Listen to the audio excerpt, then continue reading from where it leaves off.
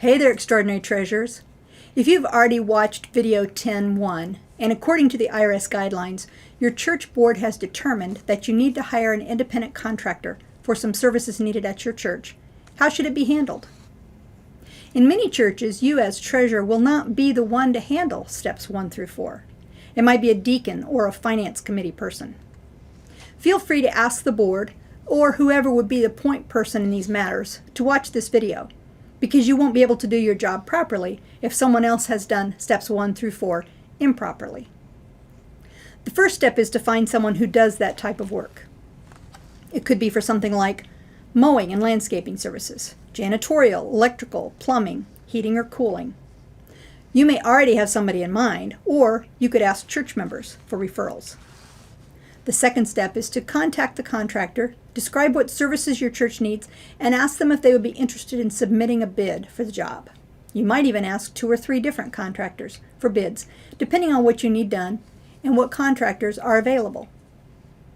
If you're just talking with someone you already know and you are sure the church board wants them to do the job and no bid will be obtained, it is still very important to come to an understanding and to put terms and conditions in writing, stating, at a minimum, the work expected to be done, the compensation to be given, and when the services will be performed. Having things in writing up front helps avoid misunderstandings later.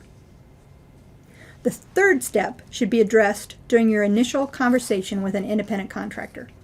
It's important that you let the contractor know that one requirement the church has is that whoever is hired will need to provide a certificate of insurance showing at least $1 million of liability insurance coverage, listing the local church and the Georgia-Cumberland Conference Association as additional insured. Many contractors already have this type of liability insurance and will know what you're referring to. If they're not familiar with this or don't have liability insurance and are asking where they might get it, you can let them know that you have heard that Hiscox Inc. is a company that provides this, and their contact information is here on your screen. The fourth step is moving forward with an agreement and has 3 parts. Obtain the certificate of insurance, as was mentioned earlier, making sure it lists your church and Georgia-Cumberland Conference Association as additional insured. Sign acceptance of the bid or sign a contract with the independent contractor.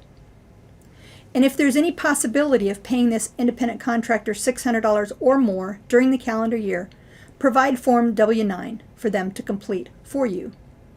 Only after you have the certificate of insurance, an assigned bid or contract, and a signed Form W-9 should the contractor begin services. Step 5 is that once the contractor has provided the services and provided you an invoice, you may then prepare a check to pay the invoice. If it is for ongoing services, such as a musician for Sabbath services, you should make payments only when the independent contractor issues the church an invoice.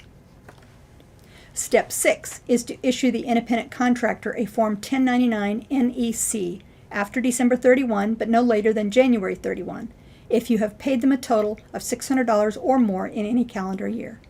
See the videos in section 11 for instructions on how to do that. Following these steps will avoid most of the common pitfalls that occur when churches hire someone to do work for them.